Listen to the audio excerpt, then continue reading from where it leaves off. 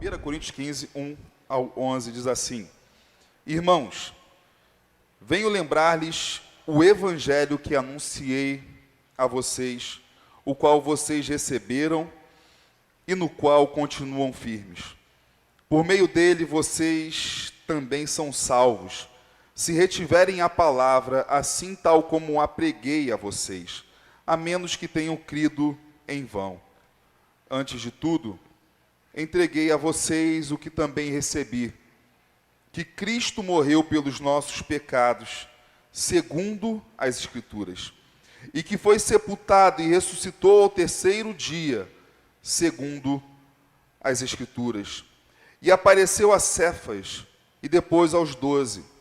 Depois foi visto por mais de 500 irmãos de uma só vez, dos quais a maioria ainda vive, porém alguns já dormem. Depois foi visto por Tiago, e mais tarde por todos os apóstolos. Por último, depois de todos, foi visto também por mim, como por um nascido fora de tempo. Porque eu sou o menor dos apóstolos, e nem mesmo sou digno de ser chamado apóstolo, pois persegui a igreja de Deus. Mas pela graça de Deus sou o que sou. E a sua graça que me foi concedida não se tornou vã. Pelo contrário, trabalhei muito mais do que todos eles. Todavia não eu, mas a graça de Deus comigo.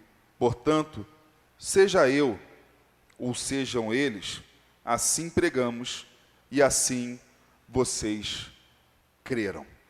Irmãos, nós celebramos a Páscoa porque a Páscoa não fica apenas na morte de Cristo, mas nós celebramos porque Ele ressuscitou.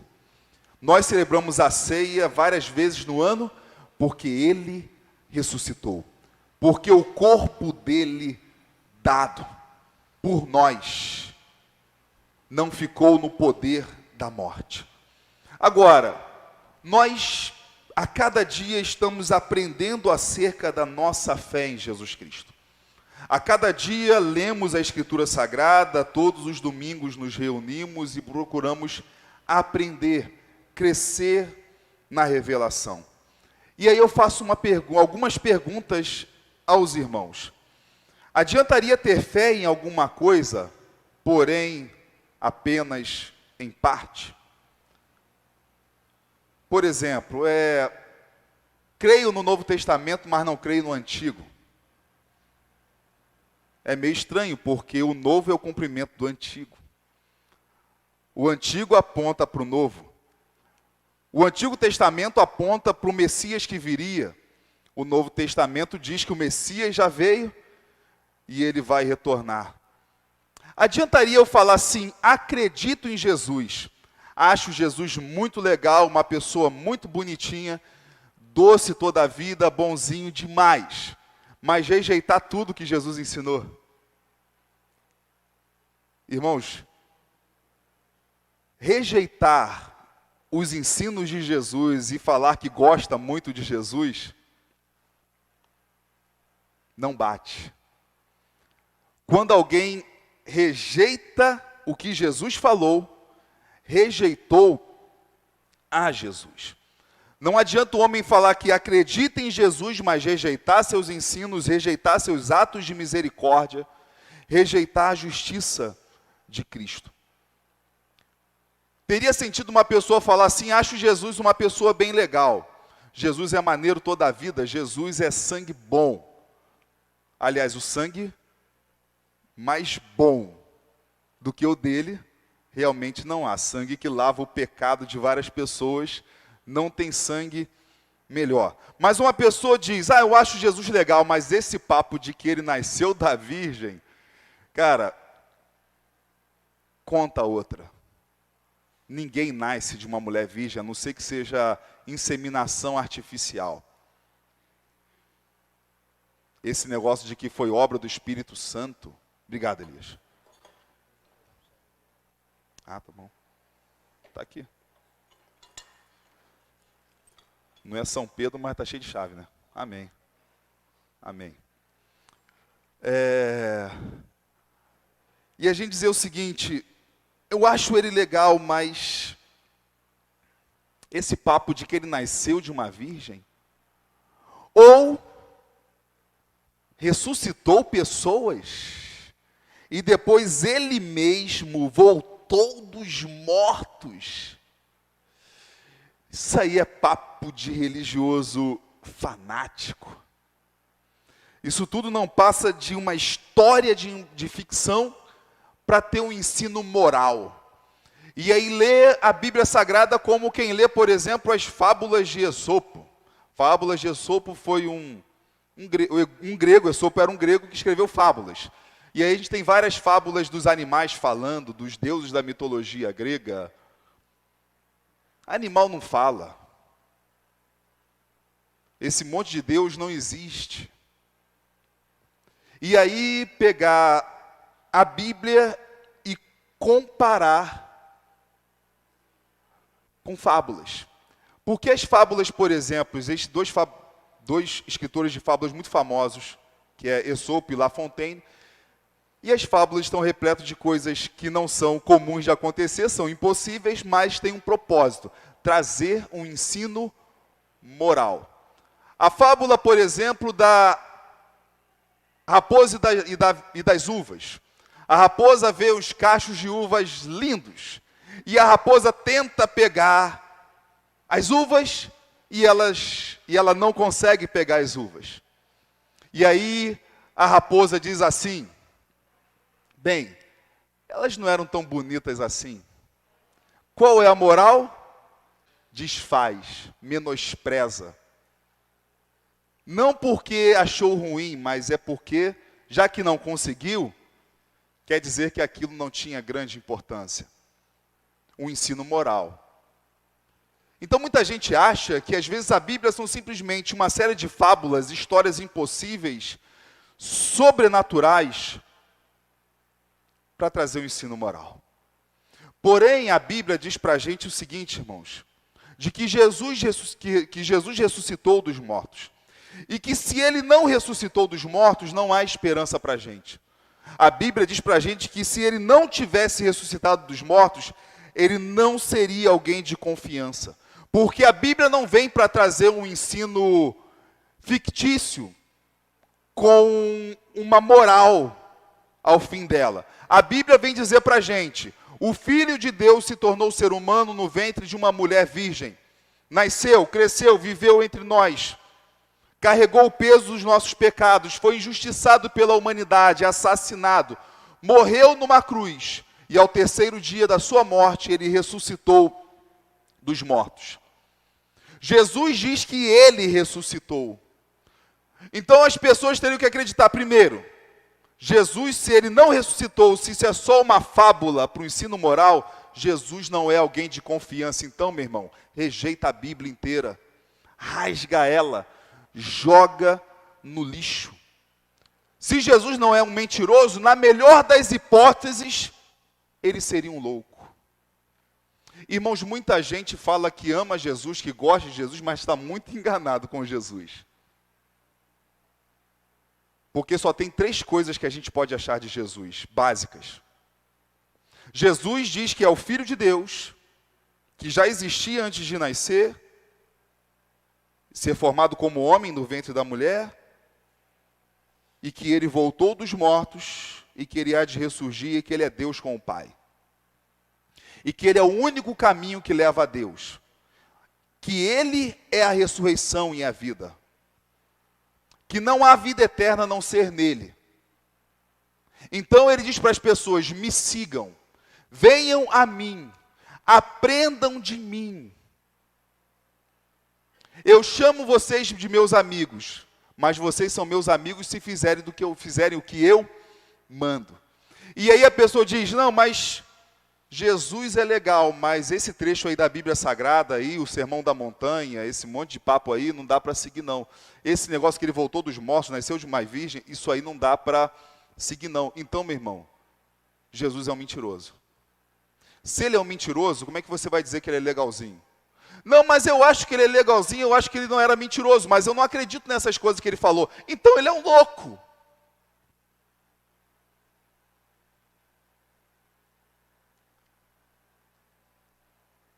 Então a única coisa que sobra para a gente é o quê?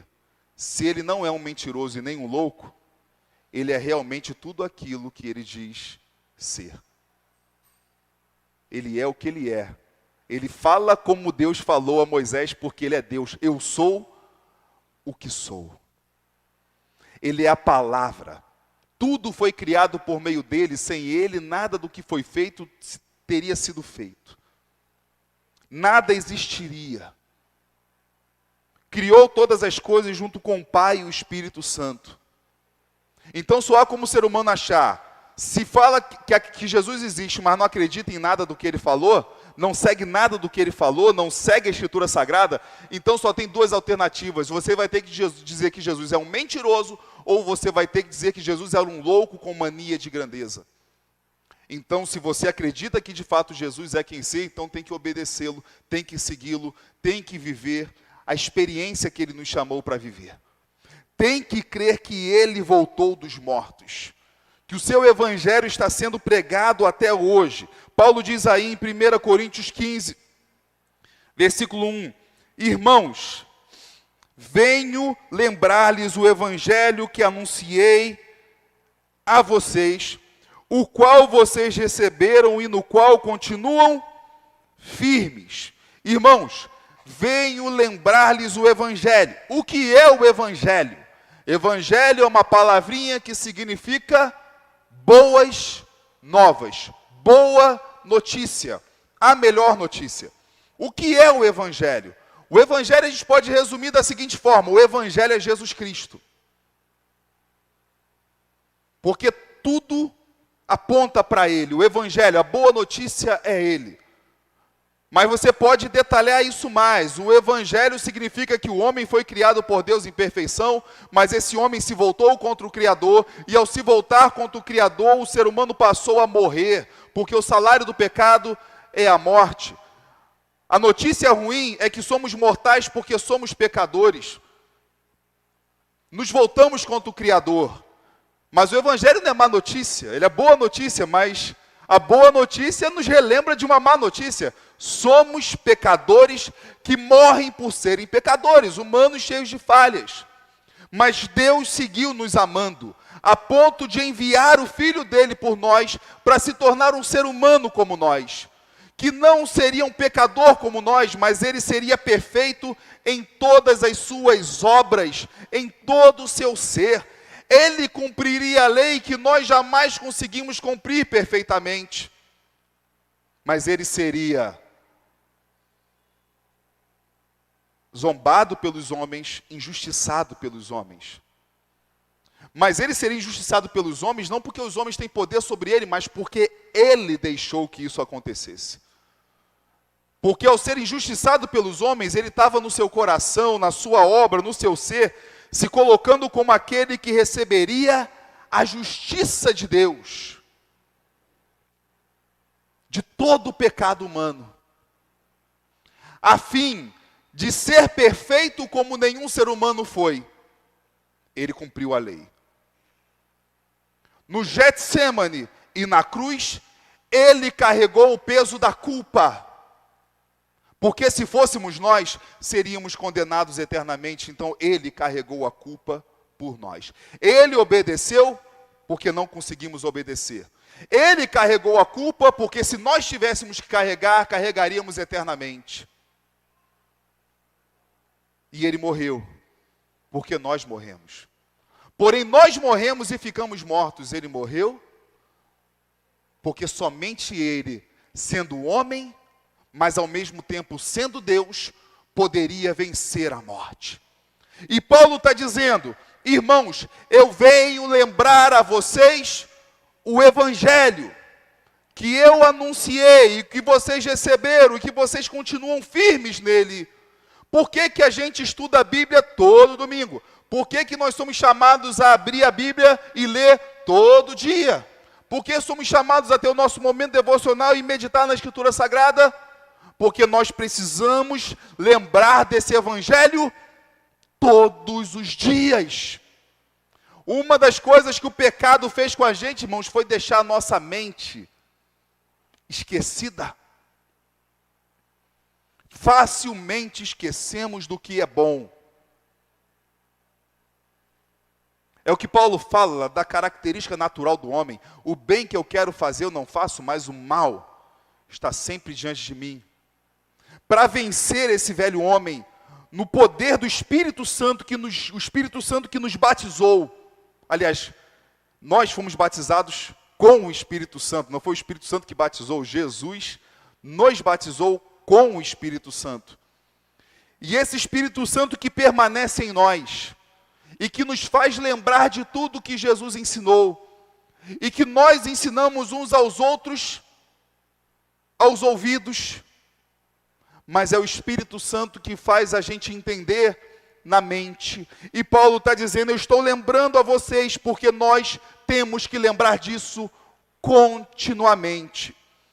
E aí ele prossegue dizendo, versículo 2, por meio dele vocês também são salvos. Então, irmãos, o Evangelho é lembrado para continuarmos firmes, esse Evangelho que nós recebemos. Por meio dele, da pregação do Evangelho, do ensino do Evangelho, nós somos salvos. E Paulo escreve aqui de uma forma, irmão, o seguinte, como se fosse uma salvação contínua. Mas nós somos salvos uma vez por todas, lá atrás, quando nossa vida foi convertida a Jesus. Lá atrás, houve salvação na nossa vida, um pecador se arrependeu. Mas nós somos continuamente chamados a viver nessa posição de salvação. Irmãos, tem uma coisa que eu acho muito legal quando Paulo fala da armadura do Espírito. E aí tem lá a espada da armadura, a armadura do Espírito mesmo, né? Que ele fala que tem a espada do Espírito, o escudo da fé, o cinto da verdade. E ele fala assim, o capacete da salvação. E sempre que eu penso no capacete da salvação, irmãos, é a forma para mim mais fácil de explicar o seguinte. Por que na armadura de Deus a salvação é comparada a um capacete? Porque é o seguinte, meu irmão, bota na sua cabeça que você é salvo. O que é ser salvo? Ser salvo na hora que eu morrer eu vou morar no paraíso. Meu irmão, você não é salvo quando você morrer, você é salvo agora. Você já foi salvo. Não é a palavra que aparece constantemente na Escritura? Hoje houve salvação nessa casa. Que farei para ser salvo? Creia no Senhor Jesus e serás salvo tu e a tua casa. A salvação é algo que já aconteceu na nossa vida. E que nós continuamente exercitamos essa salvação. Mas a salvação não é morar num lugar bom. A salvação, irmãos, não é só morar num lugar bom. A salvação é viver de uma forma que nós podemos transformar o pior dos lugares num lugar melhor. Porque somos salvos. O brasileiro precisa botar na sua cabeça que ele é salvo para fazer do Brasil um lugar com característica de povo salvo. O que é característica de um povo salvo? Salvo de quê? Salvo dos nossos pecados, salvo de nós mesmos, salvo da idolatria, nós mesmos que tanto quer enganar o nosso coração, salvo para agora termos o único Deus santo e verdadeiro como Senhor e Salvador da nossa vida, para ter Jesus como Rei da nossa existência, para vivermos no reino de Deus, já aqui no Brasil. A salvação não se refere a pessoas que um dia vão morar num paraíso. A salvação se refere a pessoas que no poder do Espírito Santo podem trazer características do paraíso já agora, na terra. Até porque a nossa habitação eterna não é apenas o céu, a nossa habitação eterna se chama novo céu e nova terra. Deus vai restaurar todas as coisas e Ele nos chamou para trabalharmos com Ele nessa obra de restauração. Ser salvo é continuamente buscar nas Escrituras Sagradas a revelação de Deus e viver conforme essa revelação. Ser salvo é entender que nós podemos buscar uma saúde mental por meio do Espírito Santo, nos livrando das tormentas do nosso ser, da nossa existência. Ser um povo salvo é entender que nós temos um Senhor Salvador da nossa vida e que nós podemos lançar sobre Ele toda a nossa ansiedade. Não é o que diz a Bíblia? Lance sobre Ele toda a sua ansiedade, porque Ele tem cuidado de vocês. Ser um povo salvo é entender que o nosso corpo foi feito para a glória de Deus. Agora, ser um povo salvo também é entender o seguinte: esse corpo mortal um dia vai ressuscitar dos mortos.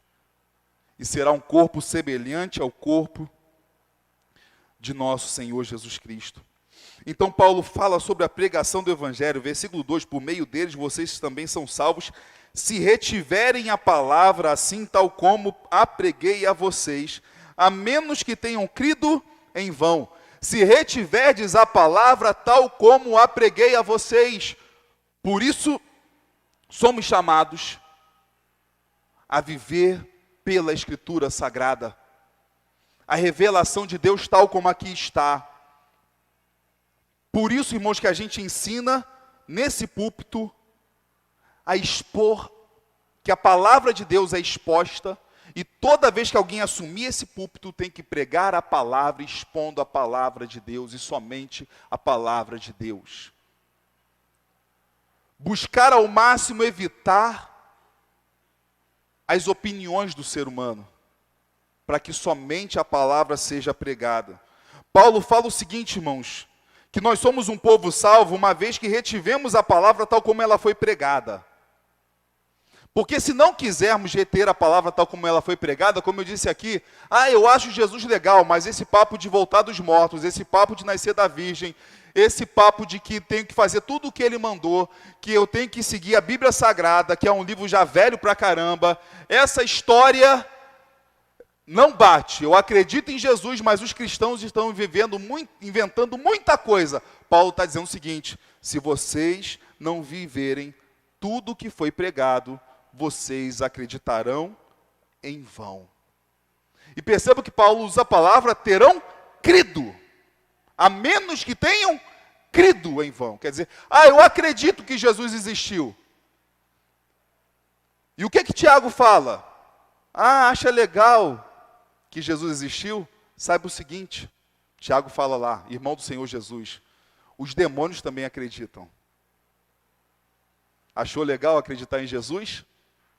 Legal. Os demônios também acreditam nele. Te digo mais. Os demônios não somente acreditam, como os demônios tremem na presença dele. Sabe o que Tiago está dizendo com isso, irmãos? Que muitos seres humanos falam que acreditam em Jesus, mas não têm nenhuma reação diante da presença de Deus. São completamente indiferentes a Ele. E Tiago está dizendo o seguinte: até os demônios tremem. Tremem de medo, mas sentem alguma coisa. E muitas vezes o ser humano é completamente indiferente àquele que habita todos os lugares, o Deus onipresente. Então Paulo está dizendo, se retiverem a palavra tal como eu a preguei. Porque se a gente simplesmente quiser selecionar o que a gente quer, eliminar o que a gente não quer, ele fala, a menos que tenham crido em vão. Então ele prossegue falando sobre essa pregação do Evangelho, a verdade, fortalecendo os coríntios e fortalecendo a gente hoje. Versículo 3. Antes de tudo, entreguei a vocês o que também recebi. Irmãos, eu acho maravilhoso essa palavra do apóstolo Paulo, que também está lá na Santa Ceia, o que recebi do Senhor e também entreguei.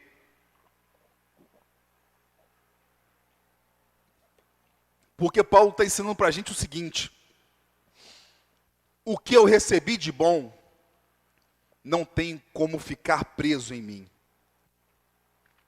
Eu tenho que levar ao mundo.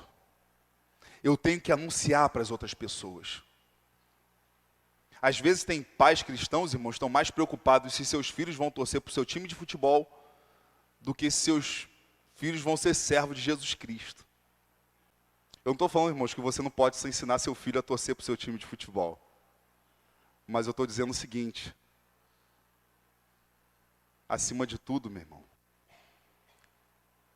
você tem que entender o seguinte: talvez seja bom poder ir para o estádio com seu filho e torcer para o mesmo time. Mas o que adianta ir para um estádio e torcer para o mesmo time se um dia não estiverem na mesma eternidade? Algo que vai durar para sempre. Porque tudo que é nessa terra passará, mas ele não. Paulo está dizendo para a gente o seguinte, que o que ele recebeu se tornou o que há de mais importante para ele. Há uma passagem que Paulo fala que tudo que ele tinha antes, todos os títulos, se tornaram como lixo, como esterco, por causa do que ele tem de mais sublime na vida dele, que é Jesus Cristo. E aí ele então prossegue dizendo: antes de tudo entreguei a vocês o qual recebi, que Cristo morreu pelos nossos pecados, segundo as Escrituras. Por que Cristo morreu pelos nossos pecados? Porque é o que a Escritura Sagrada apontava. Ele carregaria as nossas iniquidades. Possivelmente um texto bíblico que podia estar muito forte na mente de Paulo, poderia ser Isaías 53. Que ele carregaria a iniquidade de todos nós. Que ele carregaria um fruto do penoso trabalho da alma dele, em favor do ser humano. Cristo morreu pelos nossos pecados, segundo as Escrituras. E que foi sepultado, versículo 4, e que foi sepultado e ressuscitou ao terceiro dia, segundo as Escrituras. Qual é a principal fonte de confiança que nós temos? O testemunho de que Jesus voltou dos mortos, de que Jesus ressuscitou, irmãos. Qual é o primeiro testemunho que para nós, cristãos, nos dá a verdade? De fato ele está vivo, de fato ele venceu a morte. Qual é o primeiro testemunho que nós temos? Que está nas Escrituras. Por quê? Porque a Bíblia diz isso. E por que eu acredito que a Bíblia diz isso e isso é verdade? Porque o Espírito Santo diz isso para mim. O Espírito Santo me dá o testemunho de que o que há nesse livro é verdadeiro.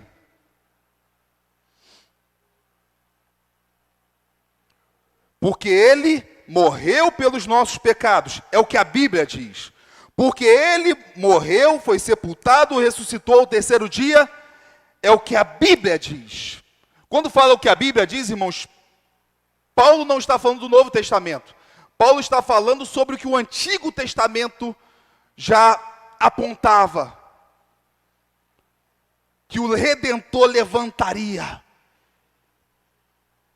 Que ele venceria os nossos maiores inimigos. Como a morte, por exemplo. Como o pecado, por exemplo. Então a Escritura Sagrada é um testemunho verdadeiro de que nós podemos crer que Jesus ressuscitou dos mortos. Mas o apóstolo Paulo fala de outros testemunhos que também nos dão a certeza. Versículo 5, ele prossegue dizendo: e apareceu a Cefas, e depois aos 12. Versículo 6, depois foi visto por mais de 500 irmãos de uma só vez, dos quais a maioria ainda vive, porém alguns já dormem. Depois foi visto por Tiago, e mais tarde por todos os apóstolos. Versículo 8, por último, depois de todos, foi visto também por mim, como por um nascido fora do tempo. Irmãos, o apóstolo Paulo fala, ele ressuscitou segundo as Escrituras Sagradas.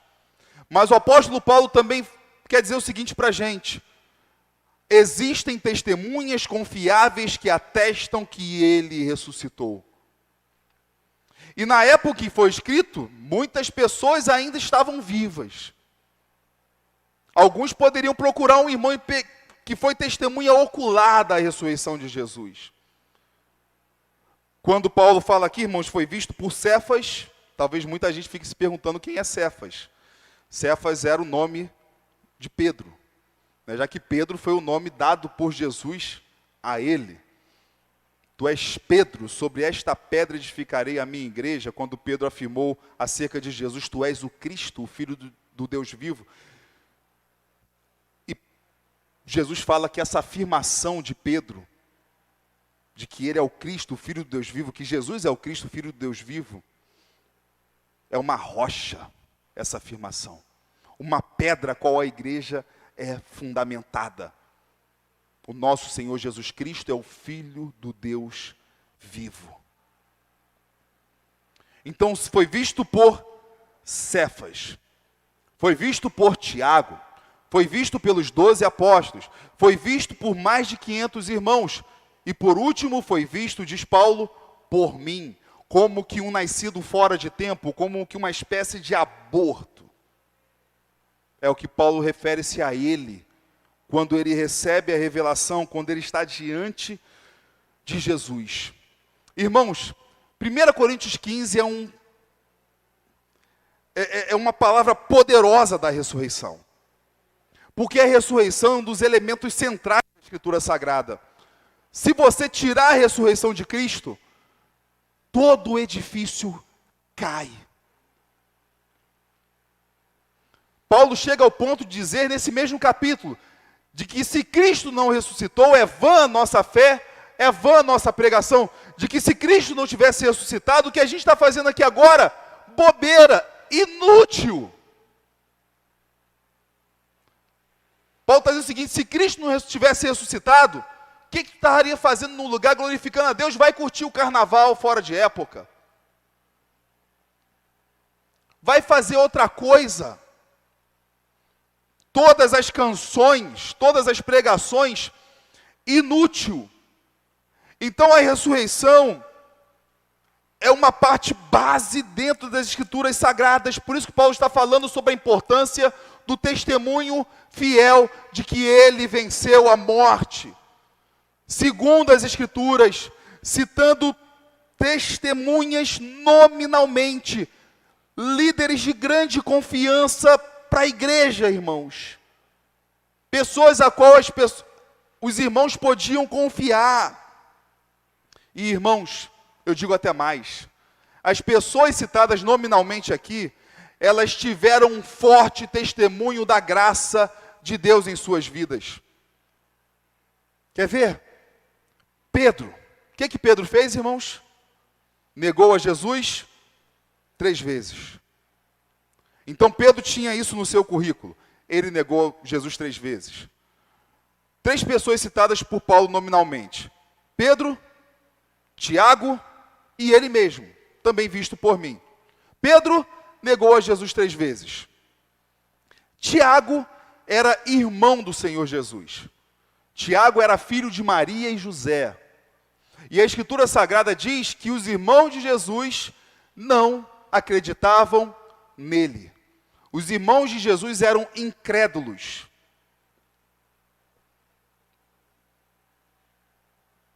De uma hora para outra aparece Tiago cheio de fé, irmãos, após a ressurreição. Antes da ressurreição, os irmãos de Jesus não criam nele. Eu até penso, né, irmãos, difícil, né? Você acreditar que o seu irmão é o Filho de Deus, o Salvador da humanidade. E detalhe, né, irmãos, papo sério aqui para os irmãos. Ainda mais um irmão perfeitinho. Lembra daquela história lá de José? E os irmãos? Por que os irmãos de José detestavam José? Porque José era perfeitinho demais, era todo certinho. E meu irmão, para nosso coração pecador, gente perfeitinha é o quê? Chata. Gente muito certinha, chata.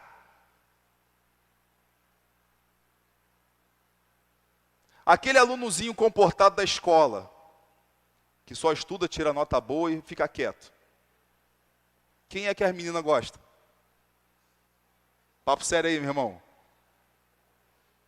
Hora de entrar no confessionário, as irmãs aqui agora.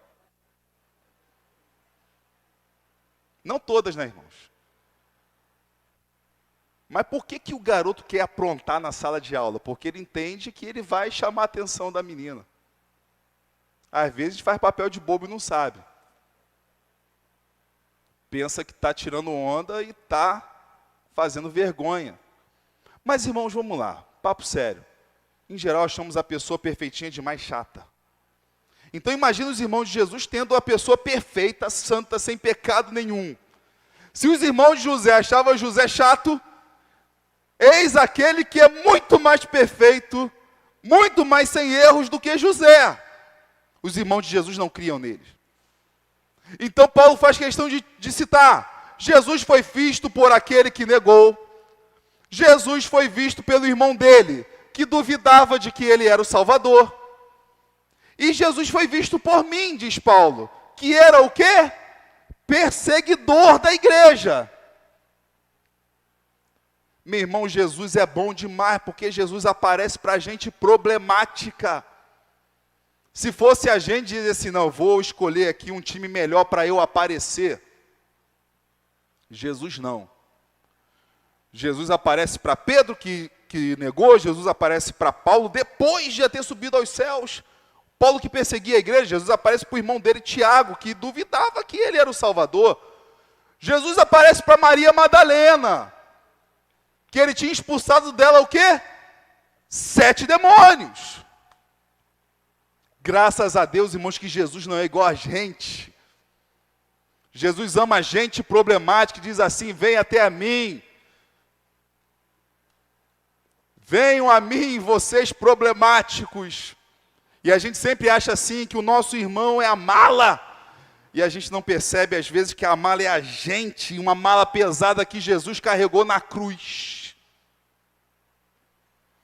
Então, citado nominalmente, irmãos, para mostrar a misericórdia de Jesus, trazendo perdão a pessoas que falharam feio, e que ao mesmo tempo eram líderes da igreja, agora fiéis, a qual a pessoa pode dizer: se Pedro está falando, eu acredito; se Paulo está falando, eu acredito; se Tiago está falando, eu acredito.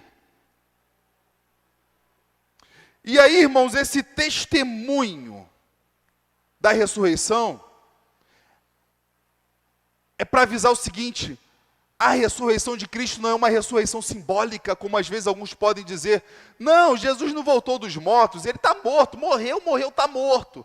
Mas a mensagem dele está viva em nossos corações. E os discípulos dele continuaram levando o legado dele, apesar dele estar lá mortinho no túmulo. Meu irmão, não é isso que a Bíblia diz não, parece até ser bonito, né? Jesus morreu, mas a mensagem dele está viva. Jesus continua morto, mas a mensagem dele, o legado dele ressuscitou no coração dos discípulos. Bonito, né? Mas mentiroso. Não foi o legado dele que ressuscitou, não foi a mensagem dele que... A mensagem dele nunca morreu. Passarão o céu e a terra, porém as minhas palavras jamais passarão. Ele ressuscitou no corpo mesmo. Apareceu para Pedro, Tiago, Paulo, para os 12 apóstolos, e apareceu para mais de 500 pessoas de uma vez. E eu estava falando, irmãos, que uma das coisas para poder acabar com a fé cristã é provar que Jesus não ressuscitou dos mortos. Mas, irmãos, uma das maiores provas que Jesus ressuscitou dos mortos é a própria igreja. Por quê? Hoje nós temos uma igreja poderosa, nós estamos reunidos num templo com ar-condicionado, tem banco cochoado, tem templo que é muito mais rico que o nosso, tem templo mais pobrezinho. Tem pastores poderosos em nossos dias, pastores que têm um poder político imenso. Tem pastores com uma condição de vida muito boa, tem pastores milionários. Mas aí a gente pega uma pequena bolha que realmente tem uma situação financeira muito boa e acha que aquilo é o padrão. E aí o pessoal fala: o cara se torna pastor para ser rico. A maioria dos pastores do Brasil são pobres. A maioria dos pastores do Brasil vivem num aperto muito grande, irmãos. Então, muita gente poderia pegar e ver uma quantidade de pastores brasileiros, donos de fazenda, de jatinho, disso e daquilo, e dizer o seguinte: esses caras roubaram o corpo de Jesus Cristo, e inventaram que ele ressuscitou para poder ter poder, enriquecerem, manipular as pessoas. E aí eu pergunto, de onde foi que os loucos tiraram isso? O que Paulo ganhou, irmãos, por testemunhar que Jesus voltou dos mortos? O que Paulo ganhou, irmãos?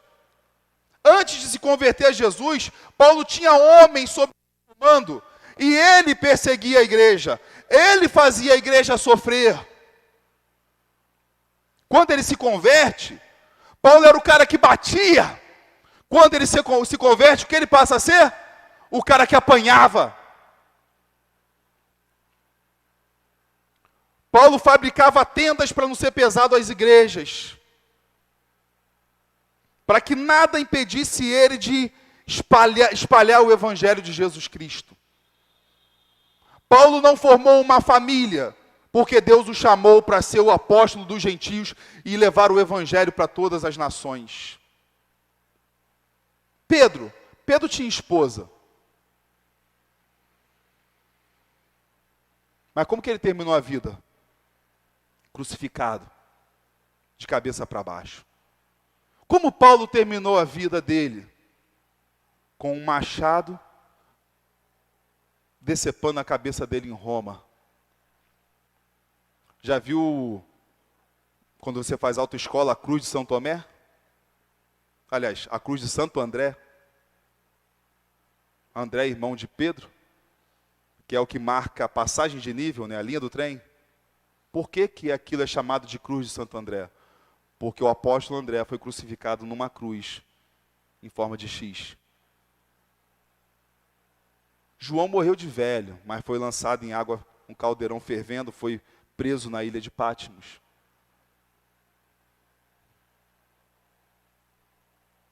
Os cristãos apanhavam no mundo inteiro. Os cristãos eram martirizados no mundo inteiro. O que levariam pessoas a contarem uma mentira para o mundo que não daria a eles nenhuma vantagem deste século? Que não fariam deles ricos a não ser da graça de Deus. Mais de 500 pessoas, visto por Pedro e Paulo, não sei o tipo da morte de Tiago, mas Pedro crucificado, Paulo decapitado, perseguidos a vida inteira, irmãos que se espalharam pelo mundo por causa da perseguição em Jerusalém. Dizerem por aí que Jesus voltou dos mortos tinha que ser uma alucinação coletiva, uma doença mental contagiosa. Mas alucinações não são contagiosas, irmãos. Vírus passam um para o outro, bactéria se espalha, mas alucinação não. Teriam que várias pessoas ter tido alucinação de um homem que voltou dos mortos e está disposto a morrer por uma mentira, a apanhar por uma mentira. Homens que não tinham um paradeiro certo, irmãos.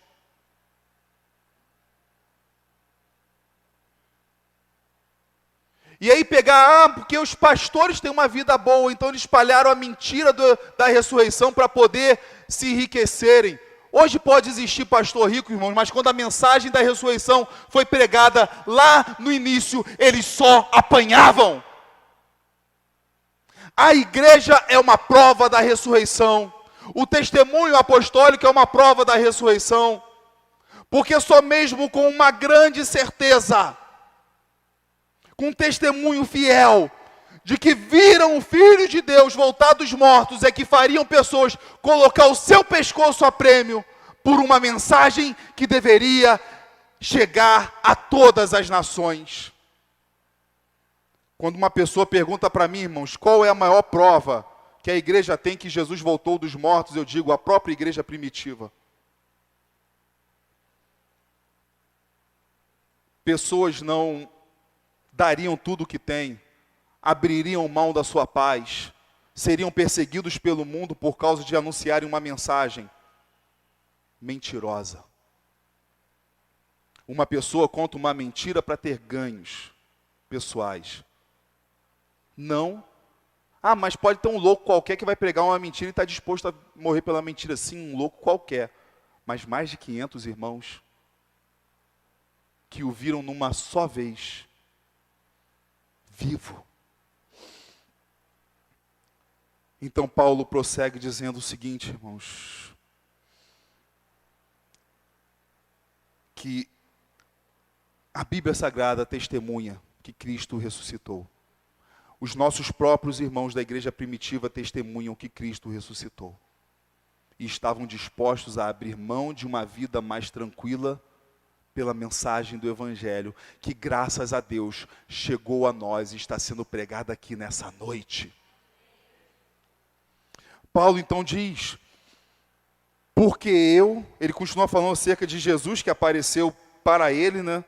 No versículo 9, porque eu sou o menor dos apóstolos, e nem mesmo sou digno de ser chamado apóstolo, pois persegui a igreja de Deus. Paulo está falando agora sobre a graça que ele recebeu, de poder viver a esperança da ressurreição. Jesus apareceu para ele, e ele fala, por último, depois de todos, foi visto por mim, como por um nascido fora de tempo, versículo 9, versículo 8, versículo 9 agora, porque eu sou o menor dos apóstolos, e nem mesmo sou digno de ser chamado apóstolo, pois persegui a igreja de Deus. Essa palavra da ressurreição é graça. Ele apareceu para alguém que não merece, eu não sou digno dele, eu não sou digno de ser chamado apóstolo. Eu sou um perseguidor da igreja. Jesus deveria ter me destruído, mas ele, pelo contrário, ele me ama e ele ainda mandou eu levar a mensagem dele para o mundo. Ele me deu a dignidade de levar a mensagem dele para o mundo, da qual ele me tornou digno, mas eu reconheço que em mim não há dignidade. Eu simplesmente fazia os servos de Jesus Cristo sofrerem, eu perseguia a igreja, mas essa graça da ressurreição chegou até mim. Por ele ter ressuscitado, irmãos, por Jesus ter ressuscitado, foi que apareceu para Paulo no caminho de Damasco, quando Paulo tinha um grupo de homens, para quê? Perseguir a igreja, aprisionar nossos irmãos, lançar no cárcere. Cristo aparece para ele e deixa Paulo cego, mas permite que Paulo ouça a sua voz: Saulo, Saulo, por que você me persegue? E nessa afirmação a gente vê a graça, irmãos, que para Jesus, nós e ele somos a mesma coisa. Isso é graça demais, irmãos. Porque Paulo perseguia a igreja, ele fala que não é digno de ser chamado apóstolo porque perseguiu a igreja de Deus. E quando Jesus se encontra com ele, fala o quê? Saulo, Saulo, por que você me persegue? Por isso que a igreja não precisa ficar por aí, irmão, estribuchando com quem ataca a gente. Porque o pastor Márcio vai ser levantado no Brasil para defender a igreja de Jesus Cristo brasileira. Meu irmão, a igreja não precisa de mim para defendê-la. A igreja tem Jesus Cristo para defendê-la. E ele é um noivo que ama muito. E ele, se for para defender a sua igreja, meu irmão, ele é amoroso, mas ele fica brabo. A igreja não precisa de homem para defendê-la, porque a igreja já tem Jesus Cristo. E assim ele fez com o apóstolo Paulo. Porque Jesus sabe defender a igreja, irmãos. O cara está perseguindo a igreja. O maior inimigo da igreja, Jesus, o que Jesus fez para defender a igreja? Matou o maior inimigo da igreja? Não. O que ele fez? Foi lá e converteu. Irmãos, a maior vingança que eu posso dar a quem fala mal da igreja, detesta a igreja, vive detonando a igreja por aí, A maior vingança que eu posso dar para essas pessoas é amar elas, pregar o evangelho e um dia ver elas confessando Jesus como Senhor.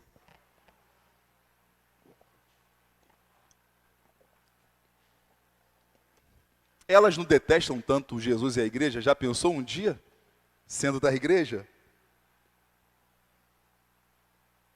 Que vingança doce, né, mesmo? Por que a igreja não pensa assim, né? Jesus pensa assim. Vou me vingar do meu inimigo. O que eu vou fazer? Agora meu inimigo vai ser o meu maior mensageiro. E esse mensageiro diz... E o que o mensageiro diz? Poxa, e Jesus... Não vou usar o termo aqui não, só veio um termo na mente, mas não vou usar ele não.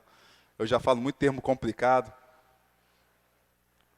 Jesus me deu uma volta aí. Achei que ia me dar bem, me botou para ser servo dele. Mas vê o que o homem pensa quando ele se torna servo de Jesus. Apanhando pra caramba, meu irmão. O cara apanhou muito. E olha o que ele diz: eu não sou digno de ser chamado apóstolo dele. É a graça da ressurreição. Mas aí ele fala então dessa graça, irmãos.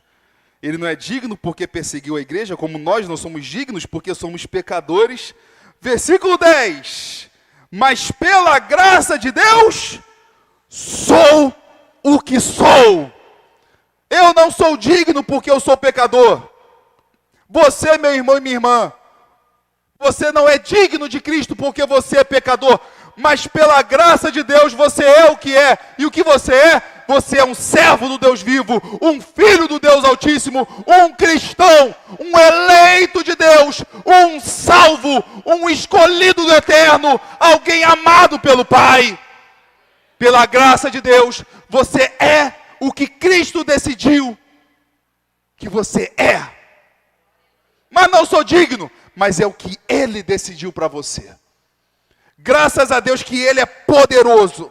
E a sua graça que me foi concedida não se tornou vã. A graça que a gente recebeu de Cristo não pode ser inútil na nossa vida. Perceba o que Paulo fala. Então essa mensagem da ressurreição tem que ser levada adiante. Se antes ele era perseguidor da igreja, olha o testemunho de Paulo. Pelo contrário, agora trabalhei muito mais do que todos eles. Isso até foi um dos propósitos que eu falei aqui, irmãos, de Paulo não ter se casado.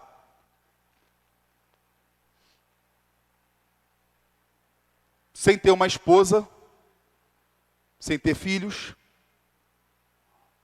Paulo não precisaria ter medo de que a perseguição não assolasse somente ele, mas chegasse à sua casa.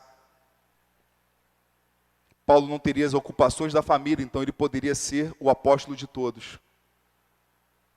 Paulo não ficaria preso a um lugar, mas ele poderia viajar pelo mundo inteiro pregando o evangelho.